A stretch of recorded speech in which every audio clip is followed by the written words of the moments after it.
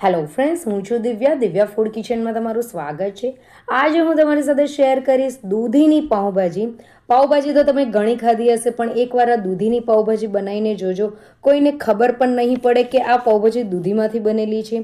આ ખૂબ જ ટેસ્ટી, હેલ્ધી અને બાળકોને પણ ભાવશે એવી રેસીપી છે। હું તમને એવી ટ્રીક બતાવીશ કે દૂધીનો સ્વાદ બિલકુલ નહીં આવે અને માર્કેટ જેવી પાઉંભાજી બનીને રેડી થાય। તો ફ્રેન્ડ્સ, રેસીપી સ્ટાર્ટ કરીએ। સૌથી પહેલાં અહીંયા મેં 750 ગ્રામ જેટલી દૂધી લઈ લીધી છે અને એક મોટી સાઇઝનું બટાકું લઈ લીધું છે।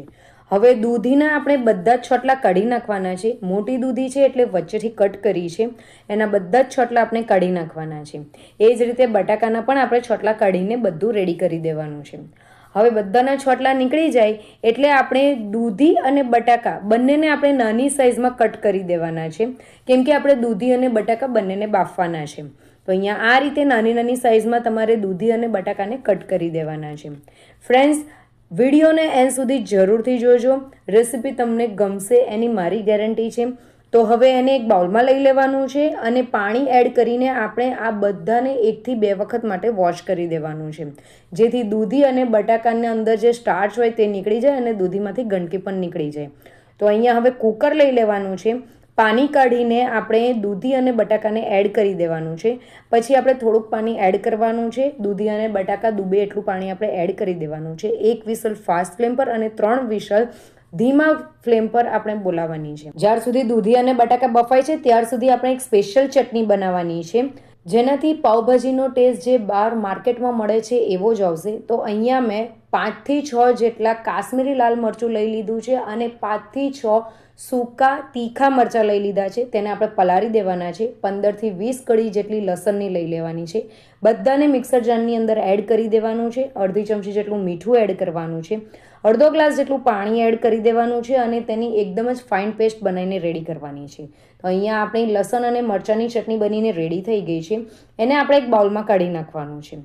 હવે ફ્રેન્ડ્સ, અહીંયા હું તમને એક ટિપ્સ એ આપું છું કે આ જે ઝાડ છે એને આપણે ધોવાનો નથી, આની અંદર જ આપણે ટામેટાને પણ એડ કરી દેવાના છે। તો 3 મીડિયમ સાઇઝના ટામેટાને કટ કરીને એડ કરીને તેની ફાઇન પેસ્ટ બનાવીને રેડી કરવાની છે। હમણાં તેને સાઈડ પર મૂકે, આ બાજુ આપણું કુકર પણ થઈ ગયું છે અને તમે દૂધી જોઈ શકો છો કે એ એકદમ જ સોફ્ટ થઈ ગઈ છે। તો મેસસની મદદથી આપણે તેને મેશ કરી દેવાનું છે। આપણે જે રીતે પાઉંભાજીની અંદર જે બધા વેજીટેબલ્સ મેશ કરીએ છીએ એ જ રીતે આ મેશ કરવાનું છે।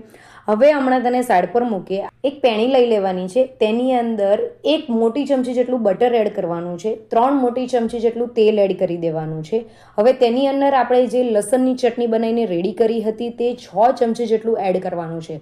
જો તમારે ઓર વધારે તીખી જોઈએ તો તમે 6 થી વધારે ચમચી પણ એડ કરી શકો છો। હવે આપણે ચટણીને બરાબર કૂક કરવાની છે, જ્યાર સુધી તેની આજુબાજુમાંથી તેલ છૂટું નહીં પડી જાય ત્યાર સુધી આપણે ચટણીને કૂક કરવાની છે। તો અહીંયા હવે તેલ છૂટું પડી ગયું છે, તો હવે તેની અંદર અહીંયા 2 મીડિયમ સાઇઝના ઝીણો સમારેલો કાંદો એડ કરી દેવાનો છે અને કાંદો સોફ્ટ થાય ત્યાર સુધી આપણે તેને કૂક કરવાનો છે। તો હવે જ્યાર સુધી આપણો કાંદો સોફ્ટ થાય છે ત્યાર સુધી આપણે તેને ચલાવતા રહેવાનું છે। હવે પહેલાં કરતાં કાંદો આપણો સોફ્ટ થઈ ગયો છે, તો તેની અંદર હવે સિમલું મરચું ઝીણું સમારેલું એડ કરી દેવાનું છે। 2 મીડિયમ સાઇઝનું ઝીણું સિમલું લીધું હતું, ત્યાર પછી આપણે જે ટમેટો પ્યુરી કરી હતી તે એડ કરી દેવાની છે અને ઉપરથી 1 ચમચી જેટલું મીઠું એડ કરવાનું છે, જેથી ગ્રેવી ફટાફટ ચડી જાય।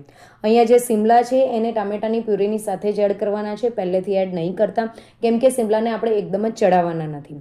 હવે આપણી જે ગ્રેવી છે એ એકદમ જ પરફેક્ટ રીતે થઈ ગઈ છે, આજુબાજુમાંથી તેલ પણ છૂટું પડી ગયું છે, તેને એકવાર મિક્સ કરી દેવાનું છે। હવે તેની અંદર મસાલા કરવાના છે, તો 2 ચમચી જેટલો પાઉંભાજી મસાલો એડ કરવાનો છે, અડધી ચમચી હળદર એડ કરવાની છે, 1 ચમચી ધાણા પાવડર એડ કરવાનું છે, 1 ચમચી કાશ્મીરી મરચું એડ કરવાનું છે, અડધી ચમચી ગરમ મસાલો એડ કરીને બધું જ બરાબર મિક્સ કરી દેવાનું છે। હવે અહીંયા આપણા મસાલા નહીં બળે તેના માટે આપણે અહીંયા થોડુંક પાણી એડ કરવાનું છે, અડધા કપ જેટલું પાણી છે તે એડ કરી દેવાનું છે। અહીંયા તમે ગરમ પાણીનો યુઝ કરી શકો છો। બધું જ બરાબર મિક્સ કરવાનું છે અને આ મસાલાને આપણે એકદમ જ પરફેક્ટ રીતે કૂક કરવાના છે।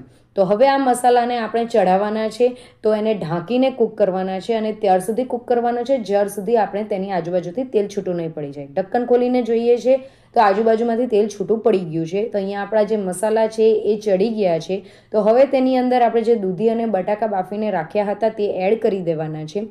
આની અંદર પાણી એડ કરવાની જરૂર નથી, કેમ કે દૂધીની અંદર એનું પોતાનું જ પાણી હોય છે. બધું જ બરાબર મિક્સ કરી દેવાનું છે. બધું બરાબર મિક્સ કરીને આપણે તેને 5 થી 6 મિનિટ માટે ઢાંકીને કૂક કરવાનું છે. 5 મિનિટ પછી ઢક્કન ખોલીને જોઈએ છે તો પાઉંભાજીની કન્સિસ્ટન્સી એકદમ પરફેક્ટ છે અને તેનો કલર પણ એકદમ પરફેક્ટ છે. તેલ પણ છૂટું પડી ગયું છે. ઉપરથી કોથમીર એડ કરી દેવાની છે. બધું જ બરાબર મિક્સ કરી દેવાનું છે. બધું બરાબર મિક્સ થઈ જાય એટલે પાઉંભાજીનો ટેસ્ટ વધારવા માટે ઉપરથી બટર એડ કરું છું. બટર એડ કરવું ટોટલી ઓપ્શનલ છે, પણ જો બટર હોય તો જરૂરથી એડ કરજો. બધું જ બરાબર મિક્સ કરી દેવાનું છે. ફ્રેન્ડ્સ, અહીંયા આપણી દૂધીની પાઉંભાજી રેડી થઈ ગઈ છે. જોતાં જ મોઢામાં પાણી આવી જાય અને કોઈ નહીં કહી શકે કે આ દૂધીમાંથી બની છે. અને સર્વિંગ પ્લેટમાં લઈ લેવાનું છે. સર્વિંગ પણ આપણે કઈ રીતે કરવાનું છે તે હું તમને બતાવું છું. આ રીતે પ્લેટ લઈ લેવાની છે. તેની અંદર ભાજી એડ કરવાની છે, બટર એડ કરવાનું, ઉપરથી કાંદો એડ કરવાનો છે અને આપણે જે લસણની ચટણી બનાવી હતી તે ઉપરથી એડ કરી દેવાની છે અને લીંબુનો રસ એડ કરવાનો છે. આ પાઉંભાજીને તમે બ્રેડની સાથે પણ અથવા તો પાઉની સાથે પણ સર્વ કરી શકો છો. પરાઠા સાથે, ભાખરી સાથે, રોટલી સાથે પણ તમે ખાઈ શકો છો. અહીંયા મેં ભાખરીની સાથે સર્વ કરી છે. તો ફ્રેન્ડ્સ, તમને મારી રેસીપી ગમી હોય તો રેસીપીને લાઇક, શેર અને કમેન્ટ કરજો અને ચેનલને જરૂરથી સબસ્ક્રાઇબ કરજો. મળીએ એક નવી રેસીપી સાથે. Bye bye, enjoy.